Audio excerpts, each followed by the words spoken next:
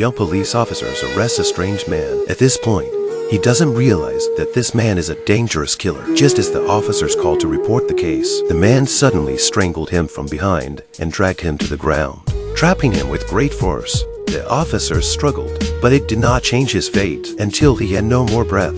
The killer's name was Anton. He had a stylish mushroom haircut but a face to be feared.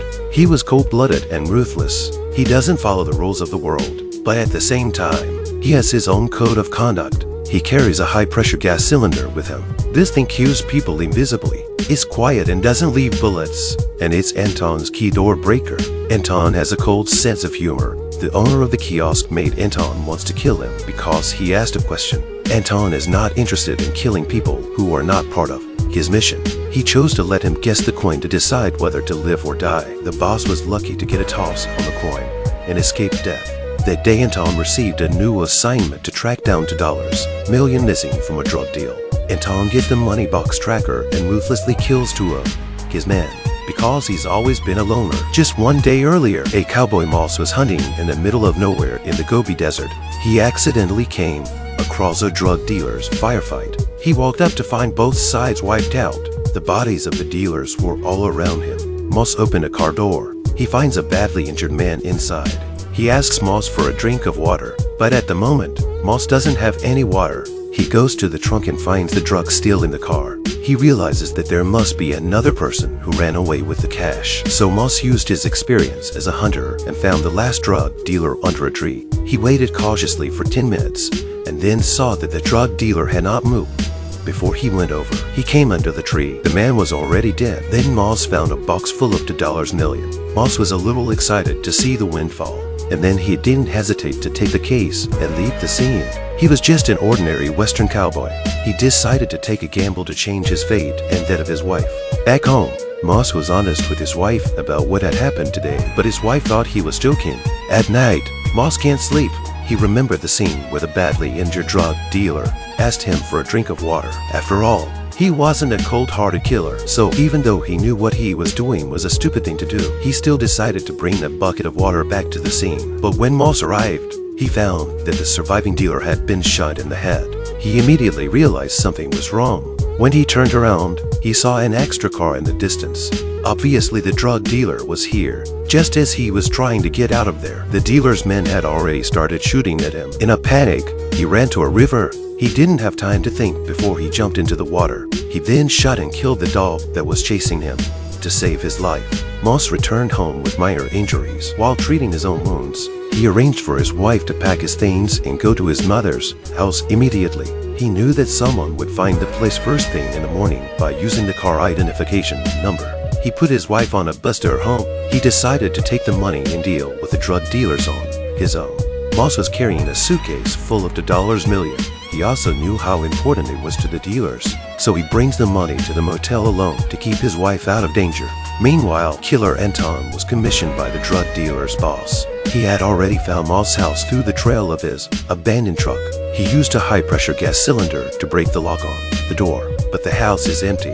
At this point, Moss is taking a closer look at the room and preparing some defensive measures. He pushed the money box into the ventilation duct of the room. Then he went out to buy some supplies. When he returned in the evening, he found a car parked in front of the door and the curtains had been moved. He immediately realized that the drug dealers must have found the place and infiltrated his room. He immediately told the driver not to stop and keep driving. Then he took him to another hotel, and Anton, the killer, quickly found a motel with his tracker. He pinpointed the room where the money box was located. He stayed in the next room and made preparations. Anton arrived at the door of Moss' room with a high-pressure gas cylinder.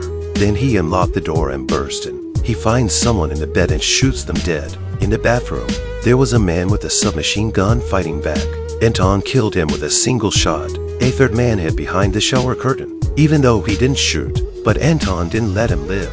These 3 men were sent by the drug cartel. They were one step ahead of Anton.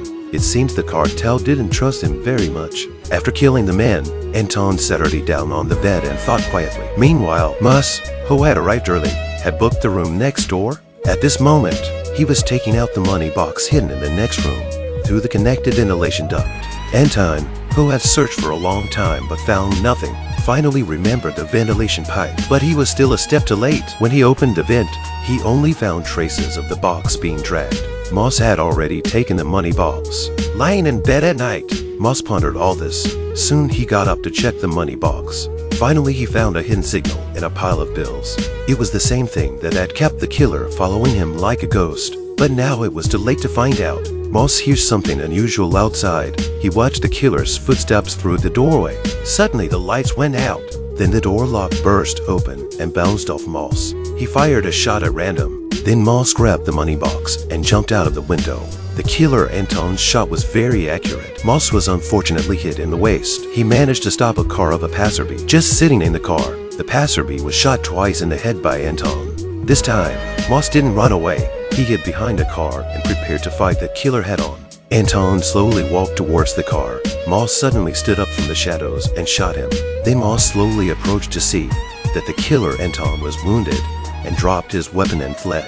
This time the fight was a tough one for Moss to win. Killer Anton also suffers a serious gunshot wound to the leg in the fight with Moss. He went to the door of the drugstore and stuffed a rag into the gas tank of the car. Then he lit it on fire. In a moment he walked into the pharmacy. The car exploded violently. Anton took advantage of the confusion to take the medicine for the wound. He didn't leave a single trace. Anton returned to his hotel room and began to inject anesthetic into his wounded leg. Then he removed the bullet and stitched up the wound. He correctly demonstrated that an assassin who does not know how to heal is not a good assassin. By now, Moss had escaped again, but was badly wounded. But he had to go to a hospital in Mexico. He first buys a passerby shirt and beer for a whopping $500. Moss threw the money box into the grass outside the guardrail for safety. He then took a half bottle of beer and pretended to be drunk to get into Mexico. When Moss woke up from the hospital, there was another killer, Carson, sitting by his bed. He was more human than Anton. Carson said he'd give Moss a cut of the money if he got it back. Moss didn't promise him, but Carson was smart. He looked for clues from Moss' movements and soon found the location of the money box. But he did not immediately take the money box. Carson returned to the hotel, but then Anton came up to him out of nowhere. Carson was at a loss for words when he encountered this even more vicious and crazy killer. Even though Carson said, "I know where the money box is," Anton still shot him dead because Anton never accepted the choices he was given. The boss always sent other killers to interfere with Anton's actions. This made him very unhappy. He went straight to the boss's office and killed him with a single shot. After recovering from his wounds, Moss retrieved the money box. He knew Anton's next target was his wife, so he calls her and tells her to leave first. They agreed to meet at a place, but Moss is now left alone to fight Anton head-to-head. But what he didn't know was that the Mexican killer had already found Moss' wife and mother-in-law who were ready to leave. Just as Carla was leaving to make a phone call, the leader of the hitmen found out from Moss' mother-in-law where they had agreed to meet. Carla called Sheriff Bell to tell him where Moss was, because Bell had been pursuing the case and had promised to protect Moss from the drug dealers. However, when Bell arrived at the airport, he was still a step too late. Moss was killed by a Mexican drug dealer's gun, but it doesn't end there. Carla returns home to find Anton, the killer, waiting for her, but it doesn't end there. Carla returns home to find Anton, the killer, waiting for her. It turns out that Moss had refused the offer to pay her back. So Anton followed his own rules and took the life of Moss' wife. Anton asked her to guess a coin to decide whether she would live or die, but Carla refused. She thinks Anton is the one who decides whether she lives or dies, not the coin. What will happen to Carla in the end? You can leave your comments in the comment section to discuss. All I know is that Anton walked out. He checked the soles of his shoes and then left freely. But even though Anton is so powerful, he can't change his fate. He was driving in compliance with the rules and was suddenly hit by a car that ran a red light. His left arm was broken, but he was afraid to go to the hospital for treatment. He could only buy Kid's shirt at a high price and bandage it haphazardly. Then he leaves the scene covered in bruises. There is no absolute justice or hero in this film. There are no exciting gun battle scenes, but with the film's many details and tense pace, still let the fans feel the climax of the heartstrings. Many times we think we understand life, but in fact, we don't understand it at all. We just explain life with a set of logic that we think we understand. So maybe this movie is trying to tell us all human logic in the effort to control life in the face of this unpredictable world is invalid.